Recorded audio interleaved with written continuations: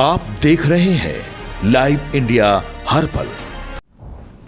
नमस्कार, live India में आपका स्वागत है। मैं अनिल सम्राट। प्रधानमंत्री नरेंद्र मोदी गुजरात में रैली को संबोधित करते हुए उन्होंने कई बातें कही। उन्होंने कहा कि भारत में सामर्थ्य की कोई कमी नहीं है और उन्होंने कई बातें कही है, लेकिन उन्होंने कहा कि आज़ादी के बाद कांग्रेस ने भारत के हर सामर्थ्य को नज़रअंदाज किया, इसलिए आज़ादी के 6-7 दशकों बाद भी भारत वो सफलता हासिल नहीं कर पाया जिसके हम हकदार थे। उन्होंने कहा कि इसके 2 बड़े कारण रहे। लंबे समय तक कांग्रेस सरकार ने देश को लाइसेंस कोटा राज में उलझाए रखा, दुनिया के बाजार से अलग थलग रखा। कांग्रेस सरकार की नीतियों ने देश के नौजवानों का बहुत नुकसान किया।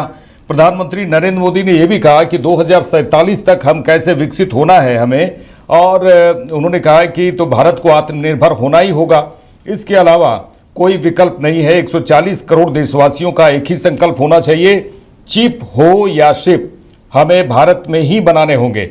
इसी सोच के साथ उन्होंने कहा कि आज भारत समुद्री क्षेत्र में नेक्स्ट जनरेशन रिफॉर्म करने जा रहा है।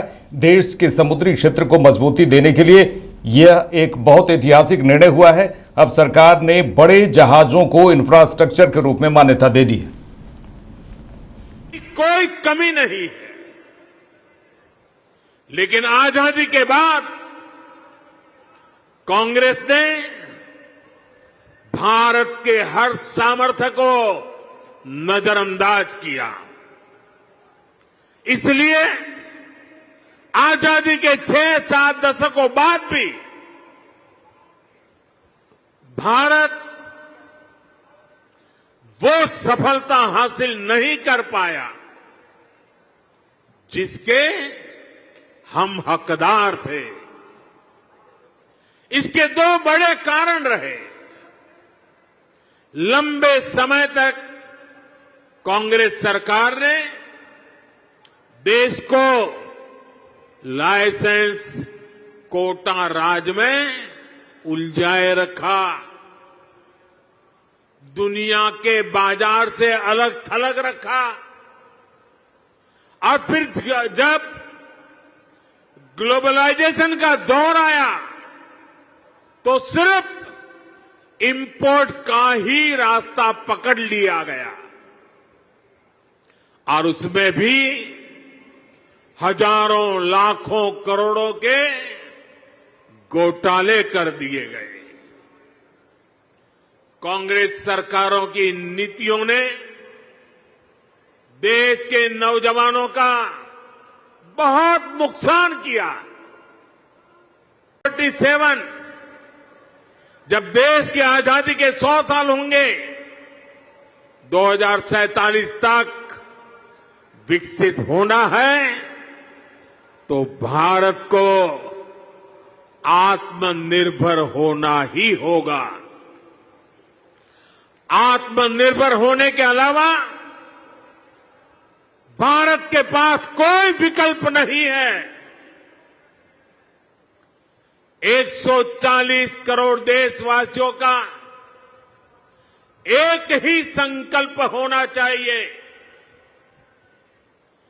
चीप हो या शिप, हमें भारत में ही बनाने होंगे।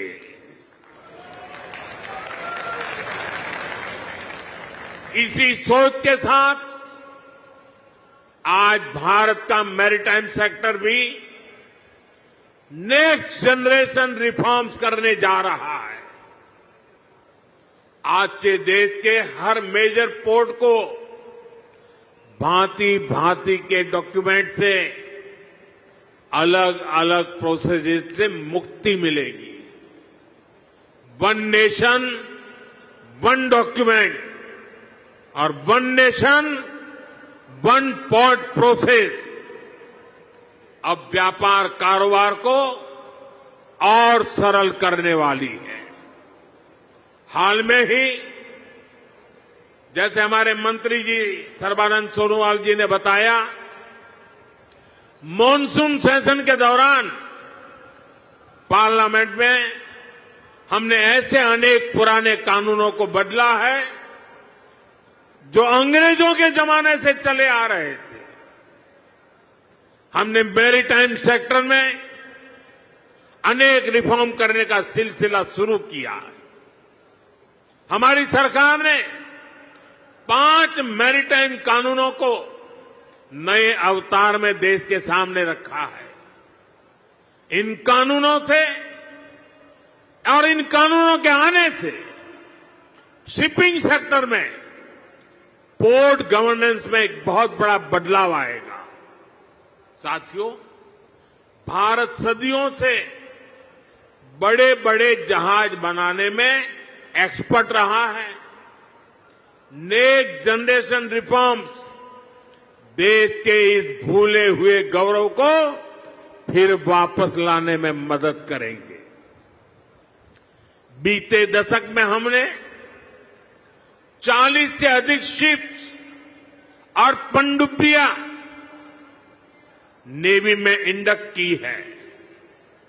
इनमें से 1-2 तो छोड़ दें तो ये सब हमने भारत में ही बनाई है। कांग्रेस सांसद राहुल गांधी ने एक बार फिर चुनाव आयोग पर हमला बोलते हुए कहा, वोट चोरी को लेकर उन्होंने कहा कि चुनाव आयुक्त जानकारी नहीं दे रहे हैं, भारत के चुनाव आयुक्त जानकारी दे ही नहीं रहे हैं। उन्होंने कहा कि कल हमने जो कुछ पेश किया वह बिल्कुल साफ सबूत था। कर्नाटक में सीआईडी जांच चल रही है। सीआईडी ने खास तौर पर उन फोन नंबरों की जानकारी मांगी जिनका इस्तेमाल इस वोट चोरी के लिए किया गया। मुख्य चुनाव आयुक्त ज्ञानेश कुमार से बात की गई। मुख्य चुनाव आयुक्त कर्नाटक की सीआईडी द्वारा मांगी गई जानकारी नहीं दे रहे हैं। वहीं राहुल गांधी ने कहा कि पुलिस जानकारी मांग रही है और भारत के चुनाव आयुक्त जानकारी दे ही नहीं रहे। See, the thing is that what we have presented yesterday when we did the press conference is black and white truth. There is a CID investigation going on and the CID has specifically asked for information on the phone numbers that have been used to do this phone. Ganesh Kumar is the CEC. The CEC is not giving the information that the Karnataka CID is asking. There can be no bigger indictment of the CEC than this. The police is asking for information and the Election Commissioner of India is not giving. And this is not my statement. This is in fact, it's black and white. You can see that the CID has written letters after letter after letter to the Election Commission. So it's very clear. Look, we have shown it in Madhepura. We've shown it in Alabama. We are going to show it in such a way that there will be nobody in India who will have any doubt that Narendra Modi ji has done chori and corruption. Okay, there are some rumors that you are revealing about Prime Minister's constituency also. We are going to reveal, I've said already, a hydrogen bomb that is going to devastate completely the reality of the situation. Because it is, we have open and shut proof on what we have said. We are not, you have seen my first press conference, you've seen my second press conference. We have black and white proof, I'm not saying anything without proof. And we have 100% proof of a number of things that have happened. केंद्रीय मंत्री राजीव रंजन उर्फ ललन सिंह ने राहुल गांधी पर हमला बोला है। उन्होंने कहा कि राहुल गांधी लोकतंत्र का मजाक उड़ा रहे हैं। उन्होंने कहा कि चुनाव आयोग अपना कर्तव्य निभा रहा है, वे बेवजह समस्या खड़ी कर रहे हैं। राहुल गांधी पर निशाना साधते हुए उन्होंने कहा कि बेवजह समस्या खड़ी कर रहे हैं। 100 बार एक बात कहने से वो सच नहीं हो सकती। उन्होंने कहा कि हमेशा गलत गलत ही रहता है। Rahul Gandhi is making mockery to the democracy. Election Commission is doing his duty. Election Commission is doing his right. He is unnecessarily creating a problem. And just to say something 100 times, it can't be a true. Wrong is always wrong. But he moves with the Constitution, book of the Constitution of India. Have you seen him moving? He was 6 months back he was coming in parliament with the Constitution of India. What the Constitution? 326 article of the Constitution says that only a citizen of this country can be a voter of this country. And the Election Commission is saying that you establish, every voter has to establish that I am the citizen of this country. What's wrong in it? Nothing wrong. Rahul Gandhi says it's a hydrogen bomb. Is this a hydrogen bomb? It is a, you must have seen pataka and chudchudi during Diwali. That is there is hydrogen. Jharkhand में कुर्मी समुदाय के द्वारा rail रोको और बस रोको या सड़क का घेराव उन्होंने किया है। देखिए रेल, आप तस्वीरें देखिए, रेल पटरी पर घेराव करते हुए कई लोग दिखे और इसको लेकर जीआरपी पूरी तरह से सतर्क दिखी। वहां पर रेलवे सुरक्षा बल आरपीएफ के अधिकारी पूरी तरह से मुस्तैद रहे। झारखंड के जमशेदपुर से ये तस्वीर देख रहे हैं आप, जहां कुर्मी समुदाय द्वारा रेल रोको प्रदर्शन किया गया और इसके बारे में रेलवे सुरक्षा बल आरपीएफ के अधिकारी जितेंद्र चंद्र दास ने कहा कि हालांकि सुबह से कोई अंदर नहीं आया, लेकिन 2-4 महिलाओं के अंदर आने की कोशिश की, लेकिन उन्हें बाहर ही वापस भेज दिया गया और कई जगहों पर रेल रोकने की कोशिश की गई और जिस तरह से व्यवधान किया गया। और कहा जाए तो उन्होंने कहा कि हम ड्रोन से स्थिति पर नज़र रख रहे हैं। कुर्मी समुदाय द्वारा अनुसूचित जनजाति में शामिल करने की मांग जोर पकड़ते जा रही है। इसको लेकर रेल रोको सड़क घेरो आंदोलन किया गया। प्रशासन ने घाटशिला अनुमंडल क्षेत्र में निषेधाज्ञा लागू कर दी। कुर्मी जाति को अनुसूचित जनजाति की सूची में सूचीबद्ध करने की मांग को लेकर झारखंड, पश्चिम बंगाल और उड़ीसा के 100 रेलवे स्टेशन पर अनिश्चितकालीन रेल परिचालन बाधित की गई है। और इसको लेकर आप तस्वीरें देख रहे हैं, जो कुर्मी समुदाय की ओर से आदिवासी समुदाय में शामिल करने की मांग जोर पकड़ती जा रही है और इसी के तहत आज रेल रोको प्रदर्शन किया गया। सवेरे से नहीं आया है। 2-4 लेडीज जो है कोशिश की थी आने का, लेकिन उन लोग को बाहर से लौटा दिया गया। अब एक्चुअली बताइए कि यहाँ से कौन कौन ट्रेनें अब तक क्रॉस कर चुकी हैं? अभी तक तो पुरुषोत्तम, स्टील और लोकल ट्रेनें कुछ है जो क्रॉस किए हैं और कोई अभी तक कोई कहीं रुकावट नहीं है। ड्रोन से निगरानी हो रही है? ड्रोन से निगरानी हो रही है। हम लोग के स्टेशन और रेलवे प्रीमिसेस का अगल बगल का सिचुएशन वॉच कर रहे हैं। जैसे होगा उस तरह से व्यवस्था लिया जाएगा। अभी तक किसी को नहीं नजर आया। जन स्वराज पार्टी के संस्थापक प्रशांत किशोर ने कहा है कि राजद की जो चरित्र है उसे कौन नहीं जानता। उन्होंने कहा कि राजद का चरित्र बच्चा बच्चा जानता है और उन्होंने कहा कि राजद में किस तरह के लोग हैं सब जानते हैं कि ये लोग चोरी, भ्रष्टाचार, बदमाशी, अपहरण, जमीन कब्जा यही सब करते रहे। लालू प्रसाद यादव पर आरोप लगा, उन्हें जेल हुई और आज वह चुनाव नहीं लड़ सकते, उन्हें सत्ता से हटा दिया गया। प्रशांत किशोर ने कहा कि जो अभी सत्ता में बैठे हैं, जो लोग अभी सत्ता में बैठे हैं, नीतीश कुमार पर हमला बोलते हुए उन्होंने कहा कि जो लोग सत्ता पर बैठे हैं वो इसलिए नहीं बच सकते कि राजद वाले बहुत खराब हैं, बल्कि आप लोग तो उनसे भी बहुत खराब हैं। राजद पर बोलने की क्या जरूरत है? बिहार का बच्चा बच्चा जानता है कि राजद का कैरेक्टर क्या है, राजद में किस तरह के लोग हैं। सब जानता है कि ये लोग चोरी, बदमाशी, भ्रष्टाचार, अपहरण, रंगदारी, कट्टाबाजी, जमीन कब्जा यही ये सब करता है। उन पर आरोप लगा, उनको जेल हुई, वो आज चुनाव नहीं लड़ सकते हैं, वो सत्ता से हटा दिए गए। लेकिन भाई जो लोग सत्ता में बैठा है वो इसलिए तो नहीं बच सकते हैं कि राजद वाले बहुत खराब है। तुम तो भाई उनसे भी ज्यादा खराब। दिल्ली बीजेपी प्रदेश अध्यक्ष वीरेंद्र सचदेवा ने कहा है कि देश प्रधानमंत्री नरेंद्र मोदी के हाथों में सुरक्षित है। देश उन्होंने प्रधानमंत्री नरेंद्र मोदी को लेकर कहा कि दिल्ली के युवा और अच्छा ये देखिए, देश और दिल्ली के युवा और जेएनजी जिसका राहुल गांधी जिक्र कर रहे हैं उसको लेकर उन्होंने कहा कि दिल्ली को बचाकर दिखा दिया। आज एबीवीपी ने जो शानदार जीत हासिल की है, एबीवीपी ने शानदार जीत हासिल की, आपको बता दें वो राहुल गांधी और कांग्रेस के मुंह पर तमाचा है। जेएनजी वाली बात पर जिस तरह से बवाल हो रहा है, जेएनजी ये बात अच्छी तरह समझते हैं कि किसके हाथ में देश सुरक्षित है। ये दिल्ली प्रदेश अध्यक्ष बीरेंद्र सचदेवा ने कहा कि जेएनजी ये बात अच्छी तरह समझते हैं कि किसके हाथों में देश सुरक्षित है।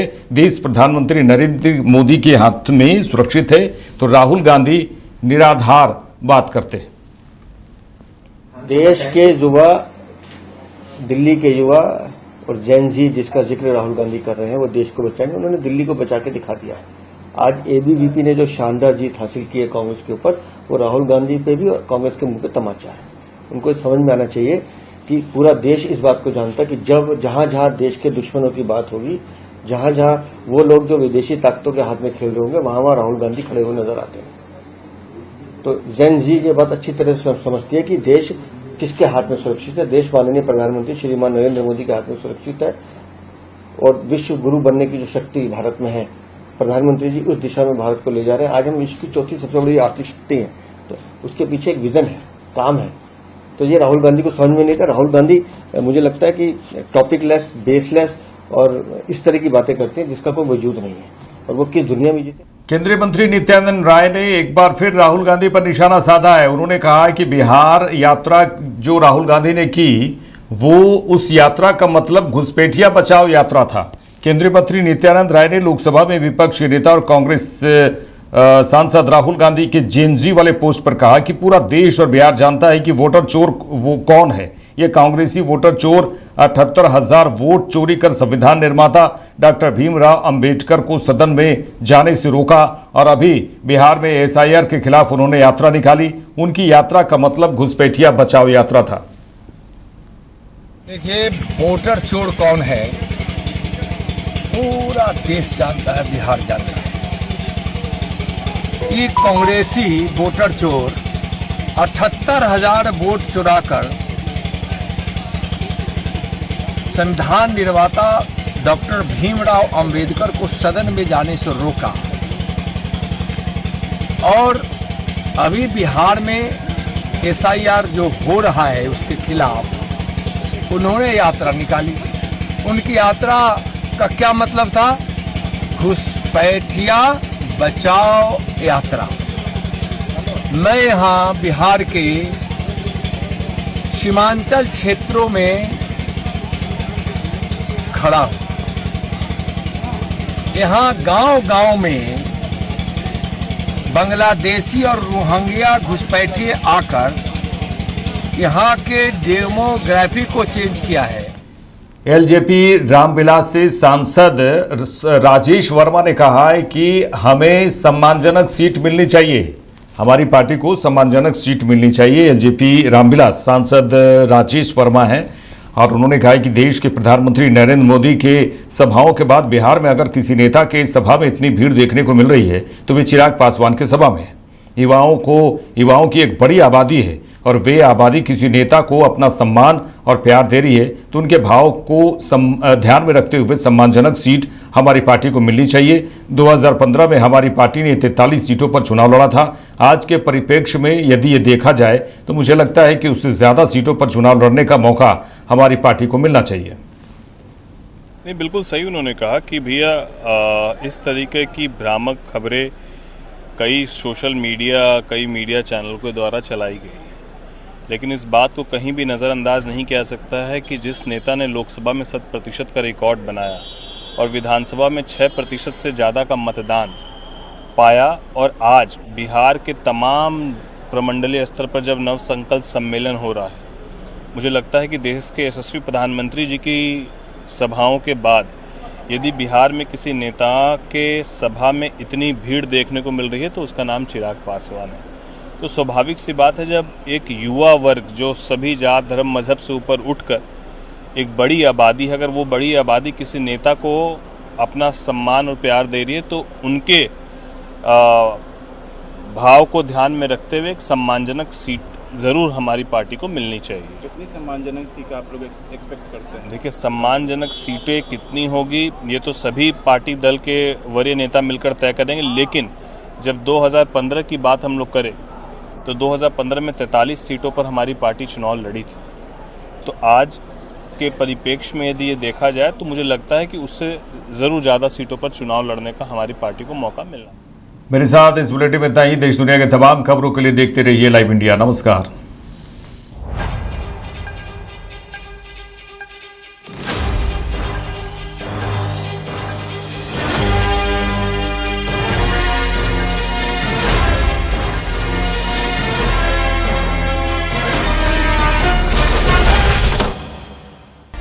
आप देख रहे हैं लाइव इंडिया हर पल।